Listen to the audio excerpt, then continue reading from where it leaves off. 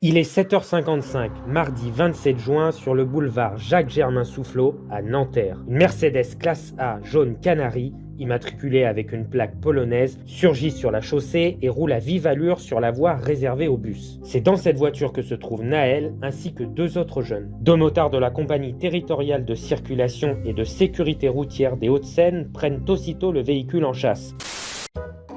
Ouais, c'est Greg. Si la police nous tue, on a le droit de tuer. C'est écrit dans le Coran. Dans le Coran de quoi? Le Coran alternatif ou... Salut tout le monde, aujourd'hui on se retrouve pour parler d'un sujet tabou. Mais non, c'est pas tabou, c'est pas tabou. Nous allons traiter le cas de la mort d'un ange, Naël.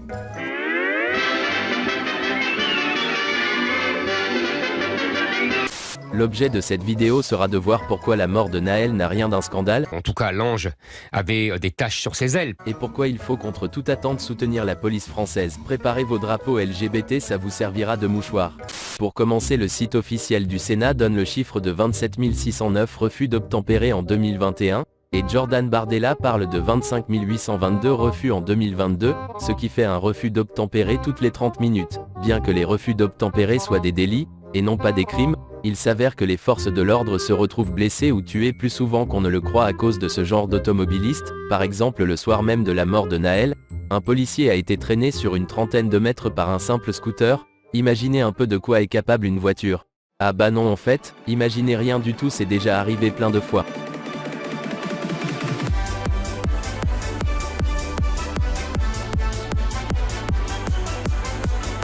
Juste ici nous parlions de blessés, mais parfois ça va bien plus loin, le refus d'obtempérer causant la mort de policiers voire même de citoyens. Il faut comprendre que se retrouver en face d'un fou qui refuse de s'arrêter est quelque chose d'extrêmement stressant, que vous soyez traîné sur plusieurs mètres ou simplement percuté, les risques de blessures sont énormes. Mettons-nous 5 minutes à la place du policier ayant tiré sur Naël. Après avoir vu un individu roulant à vitesse élevée sur une voie de bus, vous commencez à prendre en chasse l'automobiliste.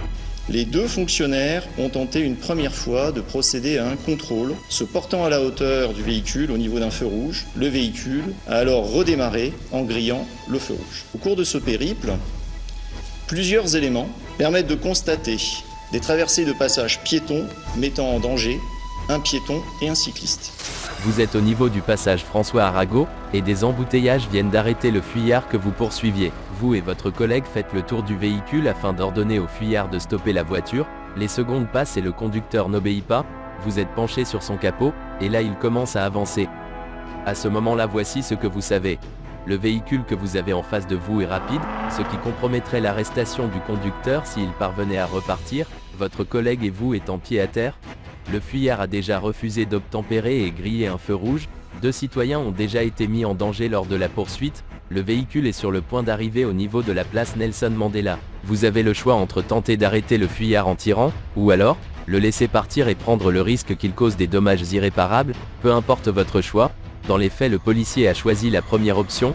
Il est toujours facile de blâmer, de créer artificiellement des drames sans essayer de comprendre. Il n'en demeure pas moins que si un civil avait été tué ce jour-là, les deux agents ici présents auraient été jugés comme incompétents, ayant failli à leur devoir.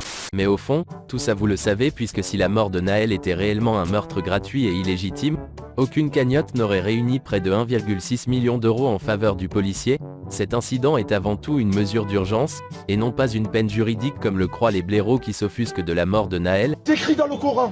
Aujourd'hui, la mort de Naël est surtout un prétexte pour piller des magasins, perturber les services publics et insulter les policiers déjà très affectés moralement. Au moment où je vous parle, l'identité du policier à l'origine du tir a été relayée par le journal Oise Hebdo qui a eu la stupide idée de rendre publique la ville où réside le policier et sa famille. Les collègues du tireur sont en arrêt maladie pour au moins 3 semaines, et Naël est devenu un martyr en dépit du fait d'avoir 15 mentions au fichier des antécédents judiciaires. Oh, quel hasard!